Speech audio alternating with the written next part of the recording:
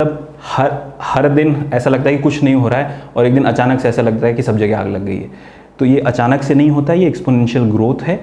इसके लिए आप सावधान रहिए, बचाव करिए, खुद का बचाव करिए, अननेसेसरी ट्रैवल्स मत करिए, अननेसेसरीली अपने आप को एक्सपोज मत करिए।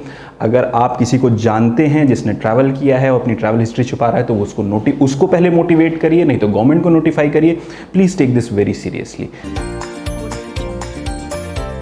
अब देखिए, कोरोना वायरस के संबंध में आज के डिजिटल इन्फॉर्मेशन एज में बहुत इन्फॉर्मेशन सब जगह पहुंच रही है, लेकिन एक कैजुअल अप्रोच मैं जनरल ग्रुप्स में देख रहा हूं लोगों में।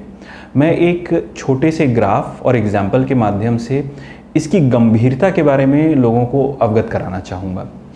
आप यहाँ पे एक ग्राफ देख रहे हैं, इसमें इसके एक्स एक्सिस में, मतलब नीचे की एक्सिस में आपको टाइम दिख रहा है, ऊपर की एक्सिस यानी वाई एक्सिस में नंबर ऑफ पेशेंट्स दिख रहे हैं।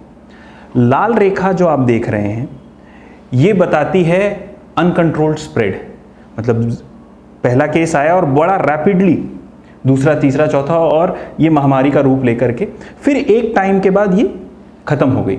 ऑब्वियसली कोई डिजीज़ हमेशा के लिए एड इन्फिनिटम नहीं चलेगा, क्योंकि उसकी भी एक अपनी लाइफ साइकिल है। सारे लोगों को अगर इन्फेक्ट कर दिया तो उसको नए होस्ट नहीं मिलेंगे, हर्ड इम्यूनिटी आ जाएगी, बहुत सारे फैक्टर्स हैं। ये तब है जब हम चीज़ों को कैजुअली लेते हैं, कंट्रोल नहीं करते हैं। और नीचे वाली हरी रेखा दिखाती है कि जब हमने इस बीमारी को कंट्रोल करने का पूरा प्रयास किया, लॉकडाउन किया, सोशल डिस्टेंसिंग की, हैंड वॉशिंग की, रिस्पॉन्सिबिलिटी के साथ वो लोग जो सस्पेक्टेड हैं कोरोना वायरस से इन्फेक्ट होने के लिए, उन लोगों ने जाकर के अपने आप को रिपोर्ट किया, जांचें कराई। तो आप ये ग्रीन लाइन देखेंगे, ये लंबे वक्त तक चला।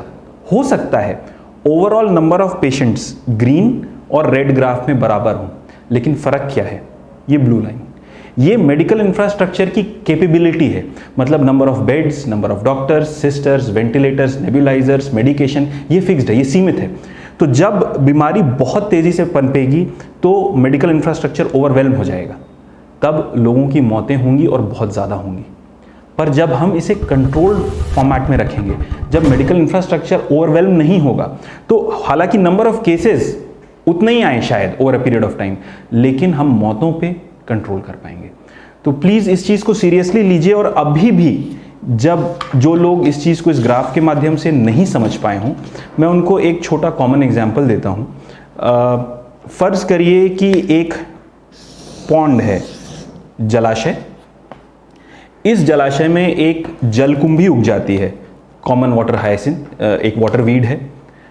अब ये एक दिन में दुगनी होती है, 1 से 2, 2 से 4, 4 से 8, और 60 दिन में, 60 डेज में ये पूरे के पूरे जलाशय को, पॉन्ड को कवर कर लेगी।